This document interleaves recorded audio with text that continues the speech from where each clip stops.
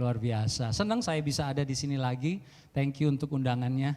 Ya, saya datang bersama tim hari ini. Tim pastor dari Easton. Pastor Nino dan istri sedang melayani di ruang sebelah. Ya, tadi kita jalan bareng. Puji Tuhan, tumben bisa pelayanan bareng gitu dalam satu kali ibadah. Thank you so much. Then the light comes. Baru saya bisa melihat wajah-wajah yang diberkati. Amin. Amin. Mungkin dari tadi belum kelihatan wajahnya. Coba lihat kanan kiri.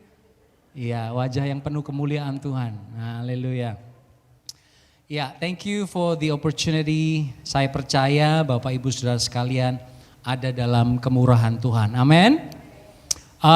Kami di Easton awal tahun ini biasa seperti tahun-tahun sebelumnya kami memulai tahun dengan berpuasa. Tadi saya tanya dengan Pastor Nicholas, di sini juga ikut berpuasa sejak kapan? Sejak awal Januari. Wah, awal Januari.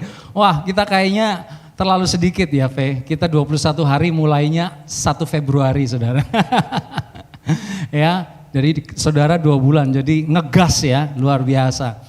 Saya percaya bahwa kita sedang ada di dalam masa-masa saudara dan saya, kita semua ada dalam masa-masa kita sedang merendahkan diri, kita sedang slowing down untuk mendengar suara Tuhan, mengikuti pimpinan Tuhan. Apa yang Tuhan mau bagi hidup kita tahun ini. Saudara pasti sudah banyak dengar tentang puasa, saudara sudah banyak dengar tentang doa, tentang kuasa doa. Nah, saya akan singgung sedikit tentang doanya karena saya tahu saudara pasti sudah banyak ya tahu tentang doa. Tetapi kita akan masuk lebih dalam tentang doa. Doa, banyak orang di dunia ini berdoa. Ya, entah agamanya apa, entah kepercayaannya apa, semua orang tahu cara berdoa. Semua orang tahu bahwa mereka butuh Tuhan. Ya, banyak manusia punya 1001 teknik atau postur tubuh yang unik ya saudara. Dari bergumam dengan halus sampai teriak-teriak. Wah ya saudara, untuk berdoa. Dari duduk di atas paku sampai duduk di atas gunung. Untuk mereka berdoa, ya. Ada yang angkat satu tangan di India, ada seorang guru besar. Ya, dia angkat satu tangan selama 50 tahun. Sampai tangannya mengecil dan tidak lagi bisa diturunkan. Berdoa untuk world peace. Wah, sampai hari ini dunia juga belum peace. Ya, tapi tangannya udah kaku, udah gak bisa digerakkan, saudara. Orang berdoa dengan berbagai macam teknik. Ada yang angkat satu kaki katanya untuk berdoa. Ya, ada yang dengan kata-kata repetisi. Ya, kita tahu doa Bapa kami seringkali direpetisi, diulang. Bapa kami ada di surga, dikuduskan namanya, diulang lagi dari atas. Ya, repetisi. Ada yang diseragamkan agar tampak kompak. Kita mesti kompak ya. Kita doanya harus seperti ini ya. Itu cara-cara manusia untuk datang kepada Tuhan, untuk mendekat kepada Tuhan. Ada yang dengan menyiksa diri, dengan melaparkan diri. Seperti mungkin saudara dan saya hari-hari ini, hopefully bukan untuk menyiksa diri ya, dengan berpuasa. Ya saudara. Ada yang menghadap satu arah untuk berdoa. Kalau arah lain Tuhan tidak jawab. Atau mungkin kita merasa Tuhan yang kiri gak dengar, jadi kita mesti arahnya yang kanan. Ya, untuk kita berdoa ada pada jam tertentu, harus dengan pakaian tertentu supaya Tuhan lihat kita seragam nih. Tuhan lihat kita nih kompak, benar-benar datang kepada Dia dengan satu hati. Itu semua teknik saudara, itu semua cara manusia yang dianggap cukup sakral, cukup kudus, penuh pengorbanan, menunjukkan bahwa kita itu taat dan diharapkan kita bisa mendekati Tuhan dan membuat Tuhan hatinya tersentuh, hati Tuhan tergerak, lalu mendengar dan menjawab doa kita. Ada satu cerita di Alkitab, Nabi dan 400 Nabi Baal, Elia ya kalau nggak salah ya, Elia dan 400 Nabi Baal. Elia mah santai aja duduk gitu kayaknya. Enggak diceritakan Elia teriak-teriak. Tapi 400 nabi Baal, kurang keras sekali, kamu punya Allah nggak kedengeran. Elianya cuman kasih komporin aja ya. Dikomporin itu 400 nabi Baal. Lebih keras lagi, teriak-teriak mereka, lompat-lompat. Lukai tubuhnya supaya Allah mereka mendengarkan. Saudara, itu semua cara-cara kita. Yang kita pikir sebagai manusia, kayaknya Tuhan happy deh kalau saya berdoa dengan cara seperti ini. Ya saudara, tetapi doa yang berkenan adalah menjadikan Allah itu sebagai fokus. Oleh karena itu judul khotbah saya hari ini, doa yang berkenan itu lebih dari kata-kata. Amin. Karena kata-kata kita tuh terbatas. Apalagi bagi seorang pendiam, apalagi pria. Udah pria pendiam pula, gak banyak ngomong. Mau datang ke istri aja bingung, mau ngomongnya mulai dari mana. Apalagi ke Tuhan yang tidak kelihatan. Mau ngomongnya mulai dari mana, kita gak tahu. Doa yang berkenan, saya percaya doa itu berkenan di hadapan Tuhan. Bukan karena kata-kata kita bagus, bukan karena teknik kita lumayan, luar biasa. Tetapi doa yang berkenan adalah menjadikan Allah sebagai fokus. Dan kita out of focus. Bukan kita fokusnya, tetapi Allah. Fokus doa adalah keinginan Allah itu terjadi di dalam hidup kita. Amin. Itu fokus doa yang berkenan di hadapan Allah. Jadi doa yang berkenan kepada Allah bukan semata-mata kata yang indah teratur, saudara ya. Saya tuh sering kali kadang-kadang tuh dengar orang kalau doa itu ada nadanya. Ya, bukan nada C apa G, D, enggak saudara. Ada intonasinya, haleluya. Wah, bulu kuduk merinding gitu ya. Tuhan ada di sini. Wah, ada vibrasinya. Itu berarti Tuhan hadir. Ya. Apakah seperti itu? Doa yang berkenan saya rasa tidak, saudara ya. Nah, teknik-teknik doa Allah tidak menekankan di dalam Alkitab, Allah tidak menekankan teknik doa tertentu. Ya, ada teknik atau postur tertentu untuk menjamin doa-doa kita dijawab Tuhan. Kalau Alkitab mencatat atau kalau Tuhan mengutamakan teknik berdoa, Bapak Ibu, maka akan ada perlombaan doa terbaik. Benar nggak? Mau doa mujab, mortgage lunas, tekniknya harus jitu, ikut lomba. Wah, begitu Cik Mira doanya luar biasa, mortgage dibayar lunas sama Tuhan Yesus. Wah, amin langsung. Wah, gimana dong? Kalau bagi bapak-bapak yang jarang ngomong, teknik doanya seperti apa? Jengking. Gak bisa ngomong, saya jengking aja. Di Alkitab tidak ada, saudara. Tidak ada teknik tertentu. Kalau sampai ada teknik tertentu, maka ada perlombaannya, dan perlombaan itu akan berujung kepada persaingan dan kesombongan.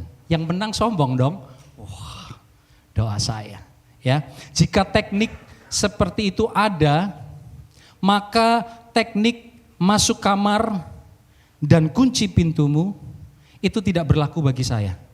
Karena kamar tidur saya tidak ada kuncinya. Sampai istri saya bilang, ini gimana sih orang bangun rumah ya, kamar gak ada kuncinya, kamar mandi di dalam juga gak ada kuncinya, saudara. Jadi kita harus sopan, harus tahu diri. Knock-knock, padahal suami istri sendiri ya, knock-knock karena gak ada kuncinya. Nah, kalau itu jadi teknik berdoa, ayat itu, maka saya tidak pernah akan dijawab doa saya. Karena saya tidak bisa masuk kamar dan mengunci pintu. Betul? Cenglinya kan begitu. Harus mengunci pintu. Ya, jadi sebetulnya tidak bisa diterapkan teknik yang seperti apa yang akan membuat Tuhan suka. Kata-kata seperti apa, postur tubuh yang seperti apa yang membuat Tuhan suka. Sebaliknya Allah berkata, ada slide, bukan apa yang dilihat manusia yang Tuhan lihat. Korban sembelihan kepada Allah ialah jiwa. Apa yang hancur, saudara? Jiwa yang hancur. Bukan apa yang dilihat manusia yang Tuhan lihat, manusia melihat penampilan luar tetapi Allah melihat.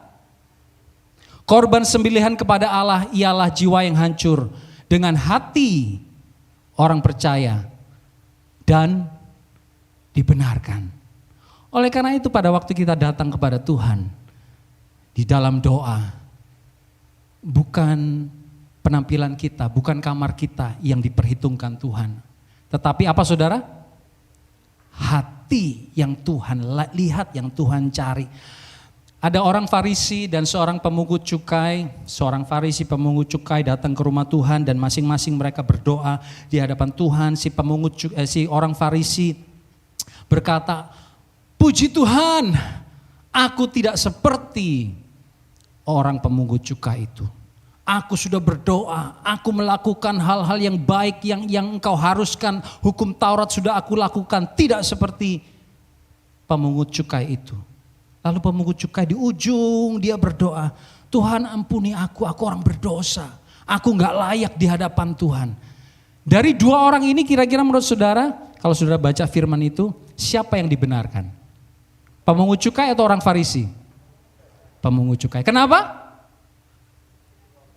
Karena hatinya hancur di hadapan Tuhan. Amin, Bapak Ibu Saudara sekalian. Jadi jika bicara tentang doa, jangan terlalu pusing. Banyak orang, "Saya nggak bisa doa." Ada seorang ibu di tim doa. Biasa setiap Rabu kita doa Zoom. Ada seorang tante-tante ya sudah cukup umur sekitar 80-an. Doanya bisa ditebak sih saudara. Kata-katanya itu yang dipilih bisa ditebak. Itu lagi. Ya, tetapi saya percaya Tuhan dengar. Amin. Dia doakan dengan sepenuh hati. Kayaknya dia kepengen coba kata-kata baru cuman gak keluar, baliknya ke situ lagi. Tetapi dia doakan. Jadi kalau ada yang seperti itu di sini, gak usah angkat tangan, kedip aja sama saya. Kalau ketawa pasti ada. Itu lagi. Ya, tetapi kalau didoakan dengan segenap hati, Tuhan itu gak tuli, dia mendengar. Amin. Ya, hati yang perlu kita teliti, karena firman Tuhan berkata dari hati adalah sumber kehidupan. Alkitab tidak bilang rekeningmu adalah sumber kehidupan, bankmu adalah sumber kehidupan, tetapi hati adalah sumber kehidupan. Contoh, saudara punya deposito, saudara punya segala sesuatu. Jika sesuatu terjadi, apakah semua yang saudara punya bisa membawa damai di hati? No. Berarti hati adalah sumber kehidupan. Oleh karena itu Yesus berkata kepada orang Farisi, "Hatimu itu seperti kubur yang luarnya dicat putih bagus, tetapi hatinya penuh dengan kebusukan." Yesus sekali lagi, dia cari hati kita. Amin Bapak Ibu, hati. Yesus berkata kepada murid-muridnya, apa yang keluar dari mulut berasal dari hati.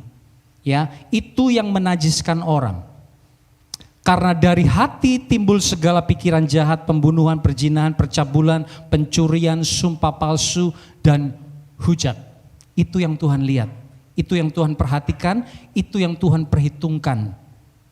Walaupun mungkin kita tidak terlihat pintar di hadapan orang, kita tidak terlihat terpandang, kita terlihat mungkin gak pintar ngomong. Tetapi kalau hati kita benar di hadapan Tuhan, saya percaya, yakin 1000% Tuhan perhitungkan. Dari seorang ibu rumah tangga yang mungkin gak ngerti banyak, apalagi teknologi hari-hari ini Bapak Ibu Saudara sekalian ya. AI lah, AR lah, aduh gak bisa ngikutin.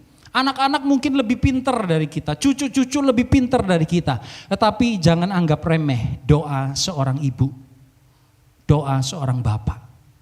Bila itu keluar dari hati, itu penuh kuasa. Amin. Amin. Nah, bagaimana kita memastikan? Kita sering kali tahu bahwa firman Tuhan berkata, jagalah hatimu dengan segala kewaspadaan. Gimana jaga hati dengan kewaspadaan? Bagaimana kita memastikan bahwa hati kita itu benar di hadapan Tuhan agar doa kita efektif? Bukan karena tekniknya, bukan karena programnya, tetapi mulai dari hati yang align, selaras dengan hati Tuhan. Bagaimana caranya? Kita akan belajar pagi hari ini. Yang pertama, penyangkalan diri, hati yang benar harus dimulai dari penyangkalan diri. Coba diulang sama-sama Bapak Ibu Saudara sekalian, 1, 2, 3. Hati benar dimulai dengan penyangkalan diri. Lukas 9 ayat 23 berkata, kita sama-sama baca, yuk Bapak Ibu, 1, 2, 3. Katanya kepada mereka semua, setiap orang yang mau mengikut aku, ia harus menyangkal dirinya, memikul salibnya setiap hari dan mengikut aku.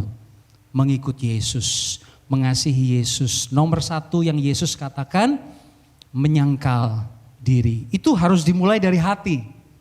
Ya, Bapak Ibu, Charles E.B. Cranfield, seorang British theologian berkata, penyangkalan diri yang sesungguhnya adalah berpaling dari berhala hati yang berpusat pada diri sendiri.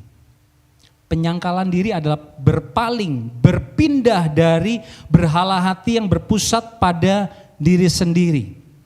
Menyangkal diri bukan bicara tentang perilaku, tetapi bicara tentang arah hati kita. Ya, kenapa? Karena kita bisa poles perilaku kita. Betul?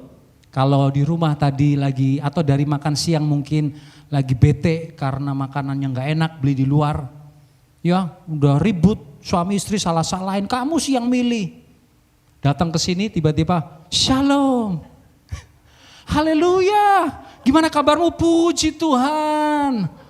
Padahal barusan gondok di mobil. Perilaku bisa dipoles seketika. Itu kita udah biasa jadi aktor dan aktris. Benar ya? Kita kan suka begitu. Lagi ribut di rumah tangga, piring terbang, semua sandal terbang. Tiba-tiba Pak Gembala, Ko Nikolas ketok. Shalom, shalom Ko Dede, Ko Nikolas apa kabar? Enggak, kita lagi beres-beres di sini. Betul? Itu kita loh, kita tuh pinter banget jadi aktor dan aktris Korea. Ya, tetapi sebetulnya hati kita tidak ada di situ. Perilaku bisa kita poles tanpa perlu merubah hati. Makanya banyak selebriti, saudara, menghidupi mimpi mereka, tetapi mereka depresi. Karena di dalamnya, di luar beda. Banyak orang demi status memanipulasi penampilan. Betul, hutang sana hutang sini, beli handphone baru supaya apa? Bisa selfie. Padahal gak punya duit. Harus pergi ke Korea, kemana lagi? Takut ya ngomong. Untuk oplas, ya kemana-kemana demi status. Karena apa? Penampilan mereka nomor 1. Ya, datang ke gereja, sudah seperti saya katakan tadi, harus kelihatan kompak. Tadi seragamnya bagus tuh. Saya ngiri tuh sama singer-singernya, seragamnya warnanya serasi. Ya, kami yang di Eastern belum seperti itu. Ya, saya pernah dengar dulu di Indonesia karena seragam, demi seragam. Ini pelayan Asher. Biasanya kalau di Indonesia gereja besar itu kan asyirnya suami istri ya. Suami istri, wah dandanannya harus tinggi-tinggian rambut paling tinggi ya. Dan seragam, karena masalah seragam kepengen kelihatan satu, kompak, malah berantem. Karena yang ini maunya gini, yang itu maunya gini, gara-gara masalah seragam warna, ingin kompak malah ribut, bubrah dah saudara. Karena apa? Karena cuman kepengen penampilan doang yang satu, tetapi hatinya beda-beda. Ya, menyangkal diri itu artinya dalam bahasa aslinya aparneomai. Bapak Ibu Saudara sekalian gak usah dihafalin, karena saya tahu hidup saudara sudah berat, tidak perlu hafalkan ini karena akan semakin menambah beban. Ya, menyangkal diri aparneomai itu bukan artinya membantah sebuah pernyataan. Seringkali kan kita membantah sebuah pernyataan, oh bukan gitu, yang benar gini, bukan seperti itu bukan menyangkal diri. Menyangkal diri yang benar adalah menurut kata ini adalah menolak sebuah hubungan. Memutuskan sebuah hubungan. Contohnya Petrus. Ya, aku tidak kenal dia. Aku tidak pernah dekat dengan Yesus. Siapa orang itu aku tidak tahu. Itu namanya menyangkal, menolak sebuah hubungan. Ya, menyangkal diri bicara tentang siapa yang duduk di dalam hati kita. Siapa yang berkuasa di dalam hati kita. Siapa yang menjadi tuan di dalam hati kita. Siapa yang menjadi raja dan memerintah di dalam hati kita. Kalau mengikut Yesus, kalau hidup menyangkal diri, artinya aku harus turun dari tahta. Itu adalah langkah pertama dari sebuah doa yang berkenan. Kalau kita datang kepada Tuhan Yesus, kita berdoa, dan kita yang masih menjadi raja, sekarang siapa tuannya? Saya atau Yesus? That's the question. Menyangkal diri adalah saya bukan tuan di dalam hidup ini. Yesus adalah Tuhan. Saya bukan raja. Yesus adalah raja di dalam kehidupan saya. Aku, seringkali kita bilang aku, punyaku, caraku, ya, pikiranku, perasaanku, pendapatku, waktuku, keinginanku. Semua itu ada di dalam hidup kita dan itu yang membuat kita menjadi raja. Makanya itu bikin ribut seringkali ya dalam keluarga, orang tua dan anak. Pokoknya ini caranya mami dan daddy. Why? Because I said so.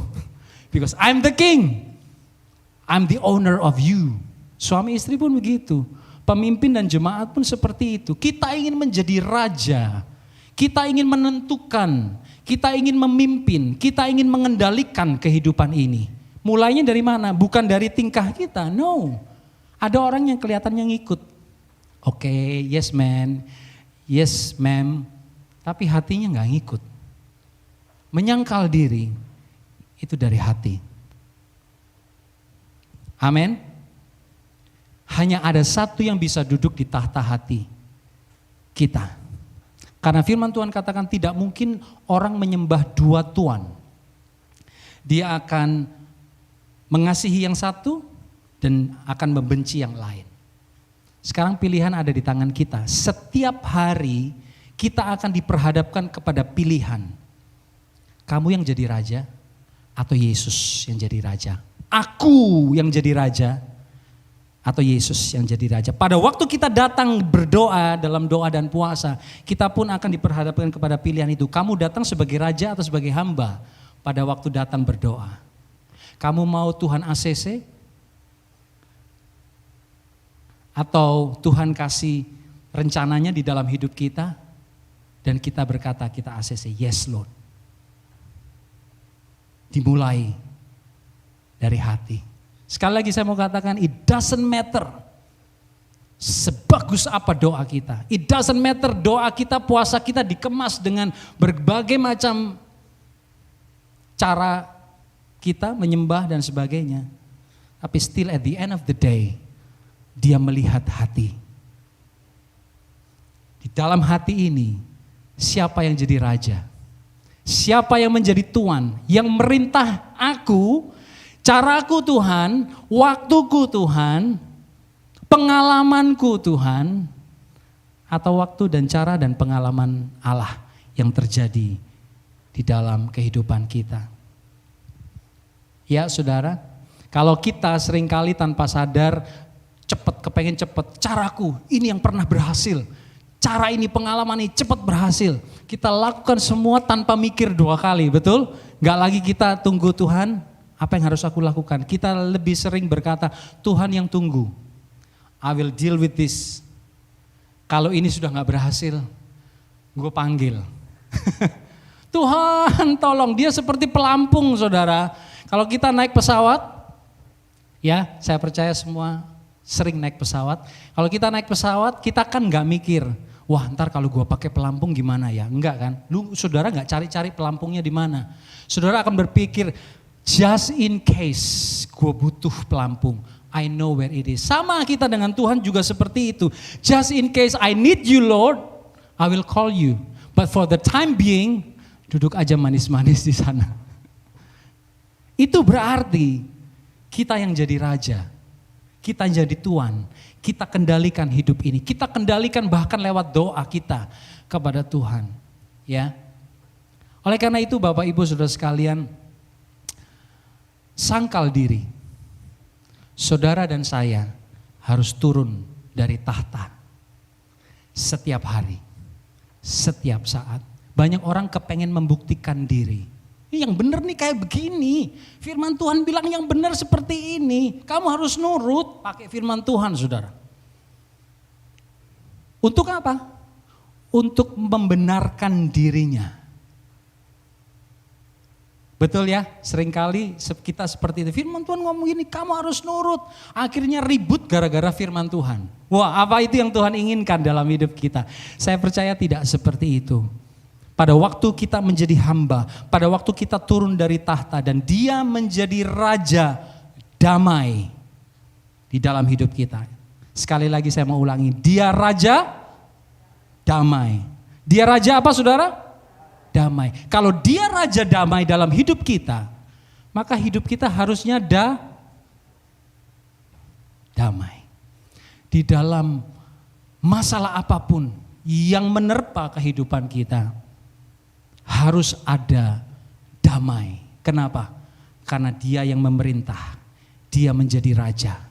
Kalau kita yang jadi raja, no wonder perang dunia, ribut, jengkel satu sama lain, memihak sana, memihak sini, cari teman untuk bela diri dan sebagainya. Buktikan bahwa apa yang kita katakan itu benar, Pak Nikolas salah. Wah, misalnya seperti itu.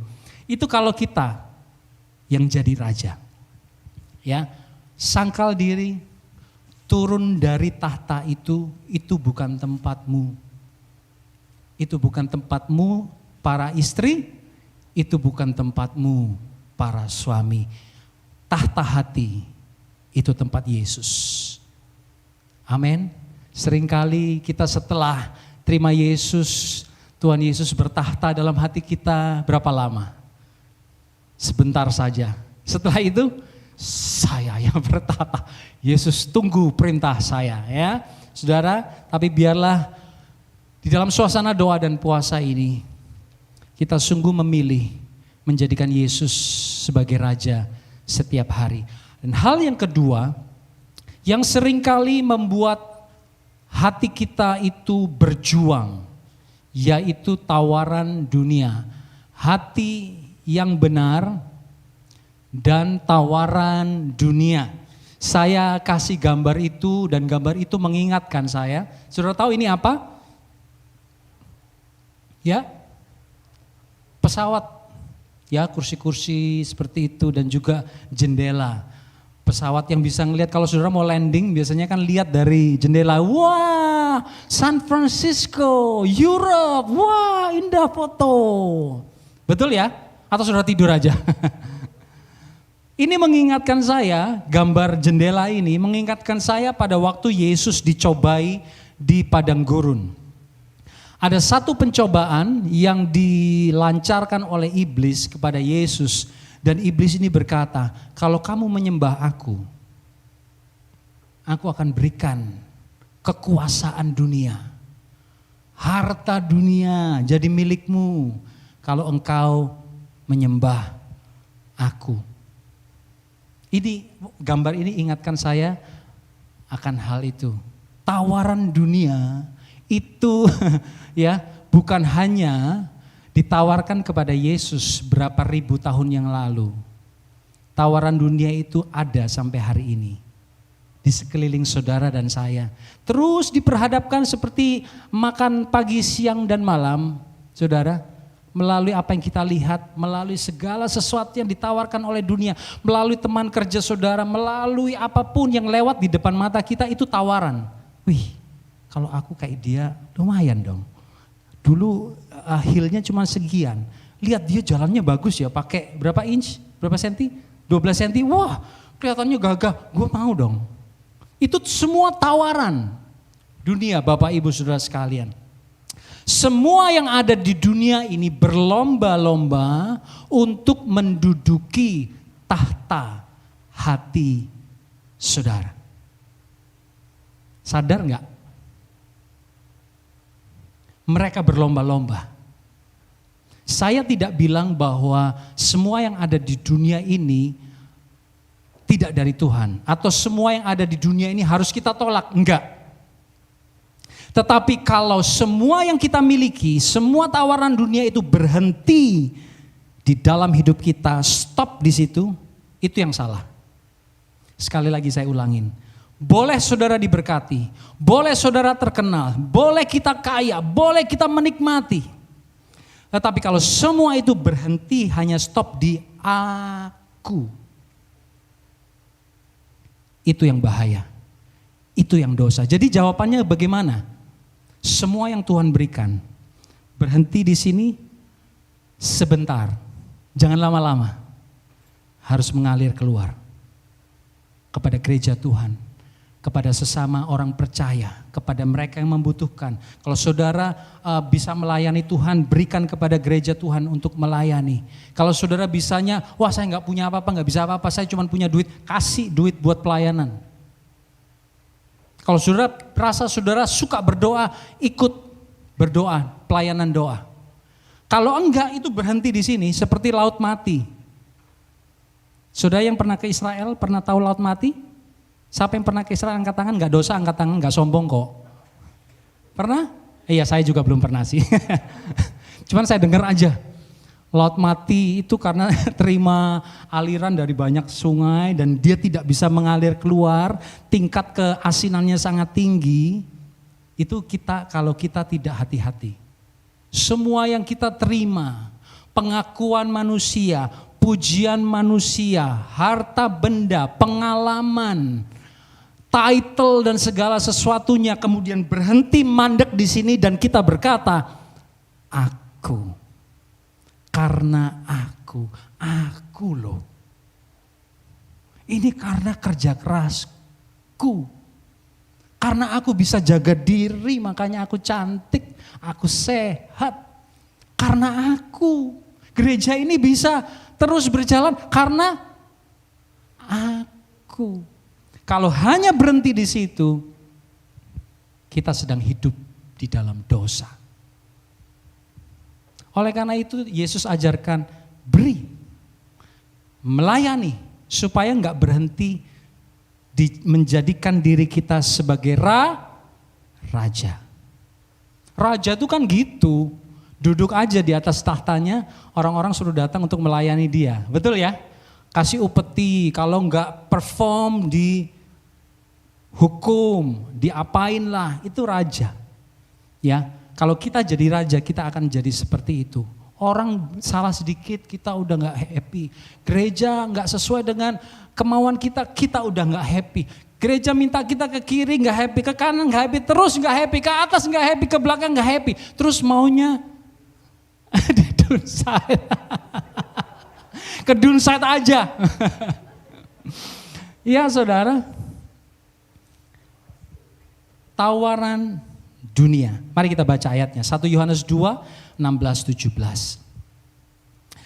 Sebab semua yang ada di dalam dunia, yaitu keinginan daging, keinginan mata, serta keangkuhan hidup, bukanlah berasal dari Bapa, melainkan dari dunia.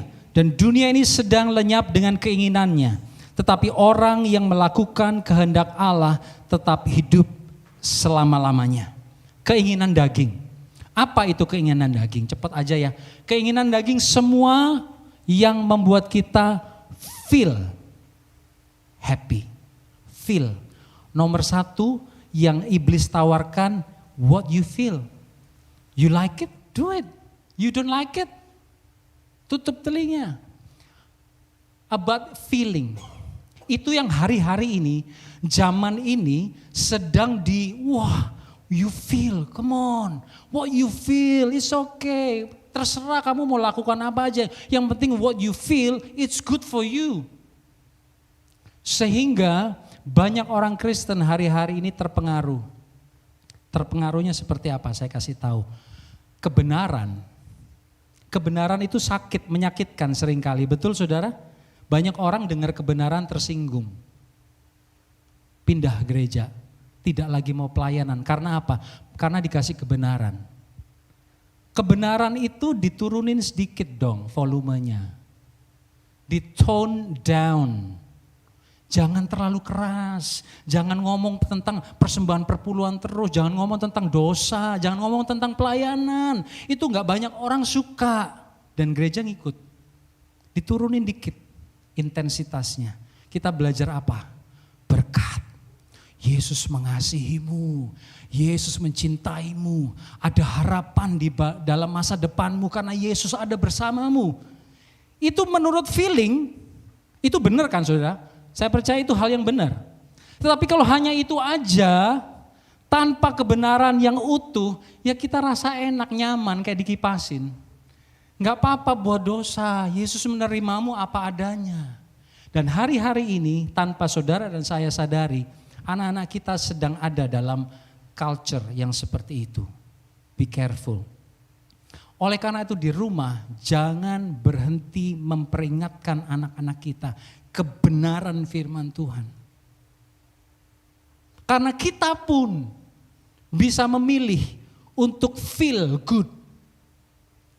Wah, gerejanya kayaknya, gedungnya kayaknya begini, pendetanya kayak gini.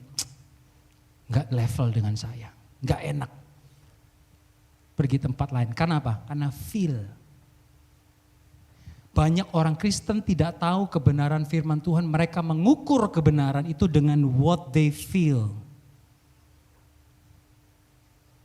Ya, keinginan daging, keinginan mata, materi, kepengen apa yang orang punya, brands, lifestyle, FOMO. Nggak tahu, saya mau ngecek di sini. Kalau yang di Eastern pada waktu itu saya tanya tentang FOMO. Ada yang tahu FOMO? Diam semua. Kalau di sini ada yang tahu? Kayaknya Bapak Ibu lebih muda di sini. Apa FOMO? Wah, benar kan? Di sini lebih hebat. Fear of missing out. Orang lain punya ini, kita juga kepengen punya itu. Anak-anak kita terutama hari-hari ini banyak scrolling. Wush. Ya, sepatu lah, anting-anting lah, makeup lah, scroll terus. Orang lain punya ini, they look fine, they look happy. I have to have this one too, so I feel happy like them. Ya. Keinginan mata, dan itu ada. Ini dicatat berapa ribu tahun yang lalu, tapi hari ini masih ada saudara. Dan yang ketiga, keangkuhan hidup, mengejar happiness, sukses, pujian, pengakuan, spotlight, semua bentuk koreksi, semua bentuk masukan, semua bentuk kritikan, teguran, dianggap sebagai perlawanan. Itu orang bahasa kerennya somse katanya. Wah, sombong. Dikasih tahu tersinggung. Dikasih tahu marah. Dianggap dia nggak suka ya sama saya. Bukan nggak suka. Dikasih tahu yang benar. Supaya hidup kita baik. Itu dianggap sebagai satu bentuk perlawanan. Orang yang seperti itu adalah orang yang sombong. Kenapa sombong? Karena dia merasa diri paling benar. Enggak mungkin salah.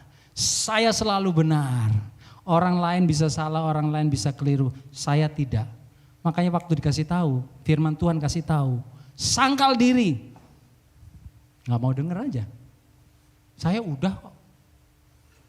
Ya, Bapak Ibu Saudara. Dunia sedang menawarkan artificial life. You know artificial? Mungkin di sini lebih pintar dari yang di Marubra, di Kingsford. Artificial itu kelihatannya nyata tetapi palsu.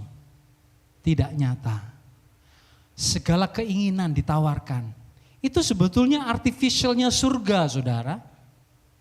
Betul?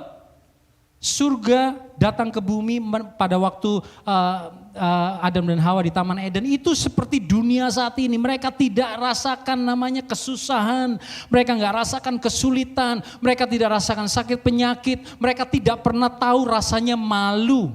Betul? Pada waktu Allah mencari mereka sesudah mereka berdosa, jatuh dalam dosa, Si Adam bilang, aku malu. Loh, kok bisa tahu malu? Allah berkata, sejak kapan kamu tahu malu? Telanjang bulat, gak pakai apa-apa. Sebelum jatuh dalam dosa, mereka biasa-biasa aja mimpin pujian gitu, saudara, di hadapan binatang ya. Ayo kita angkat tangan kita, kingkong badannya besar, telanjang bulat. Nggak ada itu kata malu. Tetapi begitu jatuh dalam dosa, begitu dunia ini masuk di dalam dosa, kita buat artificial surga. Dengan rasa nyaman, mengejar kenikmatan, mengejar security dengan uang kita, mengejar segala sesuatu, itu artificial. Dan gereja, orang Kristen tidak terkecuali masuk di dalam jebakan Batman namanya, masuk di dalam perangkap yang satu ini. Kita merasa dunia ini adalah dunia yang sesungguhnya, sedangkan dunia ini adalah artificial. You know AI? Saudara tahu AI? Artificial Intelligence. Jadi kalau saya pakai AI, dia kasih jawaban, saya pakai. Yang kelihatan pinter siapa? Yang orang lihat, yang pinter siapa? Saya dong. Dia gak akan tanya, kamu tahu kok pinter, tahu dari mana? Ini mereka gak akan tanya gitu. Mereka tanya pun saya gak akan jawab mungkin. Dari AI gitu ya saudara. Hebat ya tulisannya, bisa keren gitu kalau email-email dan sebagainya. Saya percaya di kantor-kantor udah pakai fasilitas AI.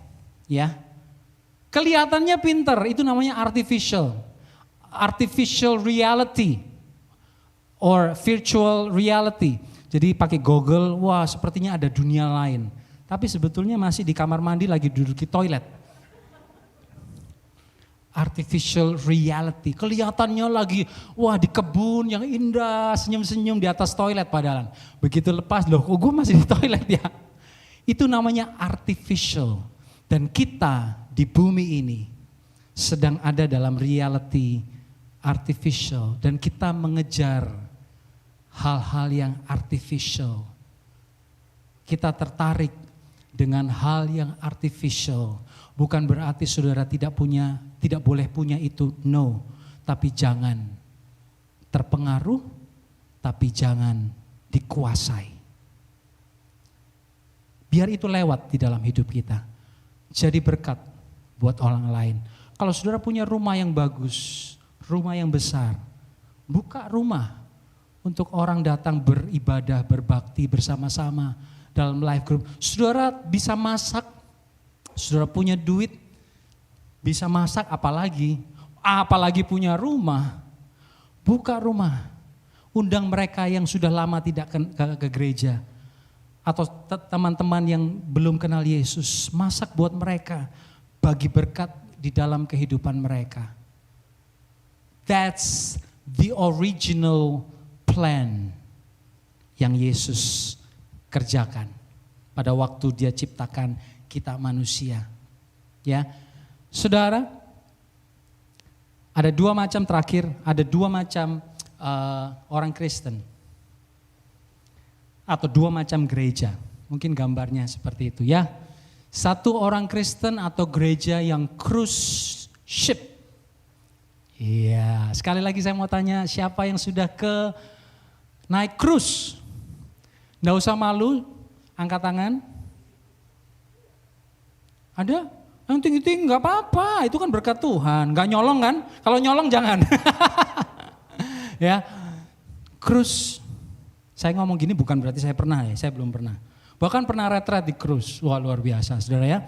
Cruise ini ya tujuannya adalah membuat hati senang. Ya disediakan semuanya. Saudara perlu bayar mahal. Bayar mahal enggak apa-apa, kerja overtime pokoknya cruise, it's okay. Yang penting di atas cruise senang ya, saudara enggak perlu komitmen. Ya, kalau mau nonton pertunjukan yang mana, nggak kayak gereja kan cuman dari jam sekian sampai jam sekian, nggak ada pilihan lain. Kalau cruise kan mau yang itu boleh, mau yang ini boleh, mau makan dari pagi sampai malam duduk di tempat yang sama terus makan juga boleh. Yang penting senang. Tapi kalau worship jauh berbeda dengan cruise. Tujuan worship itu perang. Dia punya satu misi yang tidak boleh diganggu-gugat oleh mereka yang ada di atas kapal. Mereka harus ikutin misi itu, mereka harus tinggalkan semua harta, keluarga, profesi yang ada di darat. Dan begitu mereka komitmen, aku akan ikut worship. Ya mereka ada di situ, mereka gak bisa kemana-mana. Gak ada wifi, gak bisa nonton, bajunya dari pagi sampai malam ya itu aja. Baju tentara, Navy. Gak bisa gonta-ganti pakai high heel dan sebagainya. Gak bisa saudara, gak bisa bawa apapun. Mungkin baju dalam aja yang bisa bawa. Hidup mereka ditentukan oleh standar kapal. Keponakan saya ada di Navy, ya. Baru berapa bulan yang akhir tahun lalu mereka diutus untuk pergi satu kapal ini, kapal dia terutama untuk perang yang pada waktu itu terjadi di Timur Tengah, ya. Jadi dia dilatih untuk nembak juga karena butuh tenaga untuk nembak. Dan dalam satu videonya dia kirim kabar kepada keluarga, dia bilang we have to be prepared. Anytime, mentally, physically, spiritually, emotionally, we have to be prepared. Thank you for your prayer. That's backing us up. Jadi gak bisa lengah. Itu worship. Seringkali kita ada di mana? Kita kepengen ikut yang mana? Yang cruise atau yang war? Kalau war itu saya percaya itu kerajaan Allah. War itu kerajaan Allah, punya misi. Misinya satu, memenangkan jiwa. Misi yang kedua, hidup sesuai dengan perintah Tuhan. Yang ketiga, semua yang dari firman Tuhan, taat, sangkal diri, pikul salib, ikut Yesus, itu worship. Itu tiketnya free. Mau? Dikasih tiket free tapi ikut worship. Saudara, kalau kita seringkali diperhadapkan kepada pilihan, saya mau ikut Yesus tapi mau naiknya cruise ship. Oh, secara daging kan begitu. Makanya saya tadi kan bilang, tawaran dunia itu keinginan daging. Makanya harus kita imbangi. Boleh menikmati dunia ini, tetapi kita bukan dari dunia. Kita dibeli, ditebus dengan darah yang mahal dan kita say yes to Jesus. Dan Yesus berkata, sangkal diri, pikul salib, and come with me. Sekali lagi, terakhir saya mau katakan, bukan berarti kita pulang, kita hitung-hitungan sama istri, suami, kita mesti jual rumah yang mana ini? Ya, katanya mau ikut Yesus, semua harus ditinggalkan. Keluarkan anak dari sekolah private, kita masukkan ke sekolah publik gak bayar, karena kita setelah ini tidak punya uang, kita berikan kepada Yesus. Bukan seperti itu Bapak Ibu Saudara. Sekali lagi saya mau katakan, this is talking about your heart. Hati. Apakah hati kita lebih ke cruise ship atau hati kita lebih kepada Yesus? Yesus jadi raja, kita yang dipimpin. Yesus pegang kendali, kita yang di bawah kendali Yesus. Pada waktu kita datang, setiap hari kita memilih di hadapan Tuhan. Engkau Tuhan dan Engkau Raja, aku ikut. Hati yang berkenan kepada Tuhan adalah modal sebuah doa yang berkuasa. Firman Tuhan katakan, doa orang benar bila dengan yakin didoakan, besar kuasanya. Doa orang benar berasal dari hati yang benar. Amin. Amin. Mari kita berdoa. Mari kita ambil waktu sebentar. Kita mau selidiki hati kita.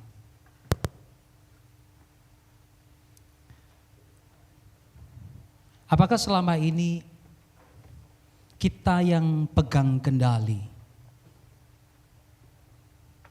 This is what I want. This is my plan.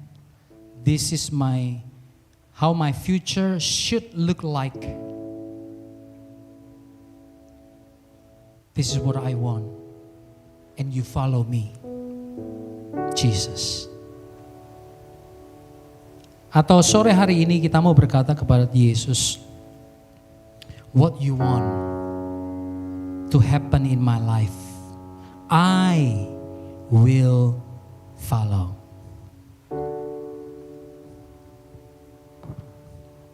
Then our prayer will be answered, will be heard by God, dan berkenan di hadapan Tuhan.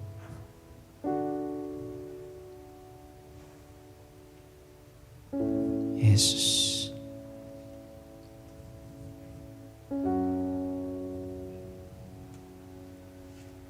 Dia harus makin bertambah dan aku harus makin berkurang.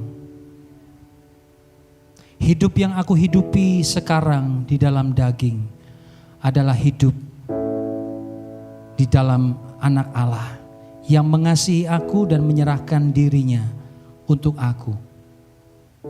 This life has been bought by the blood of Jesus. Bapa, kami datang pada sore hari ini. Seringkali kami datang dengan berbagai macam teknik, man-made ways to approach you, to touch your hearts. Kami berpikir kalau kami lakukan ini dan itu, Engkau disenangkan, Engkau berkenan, dan Engkau akan memberi berkat-Mu bagi kami. Tanpa kami sadari Tuhan, seringkali kami yang menjadi tuan di dalam hidup. Oleh karena itu sore hari ini kami datang merendahkan diri kami di hadapan-Mu Bapa. Kami milik-Mu, kami kepunyaan-Mu, dan kami mau turun dari tahta itu. Biar Engkau yang memerintah, Raja Damai itu yang memerintah. Sehingga apapun boleh terjadi di dalam kehidupan kami, tetapi biarlah Raja Damai itu yang memerintah, memberi kami kekuatan, memberi kami damai sejahtera yang tidak bisa diberikan oleh dunia ini menjadi bagian kami. Itu adalah sumber kuat kami Tuhan. Damai-Mu, karena Engkau yang memerintah hidup ini. Terima kasih Tuhan. Thank you Jesus. Kami serahkan waktu di depan kami, kiranya Engkau terus berbicara.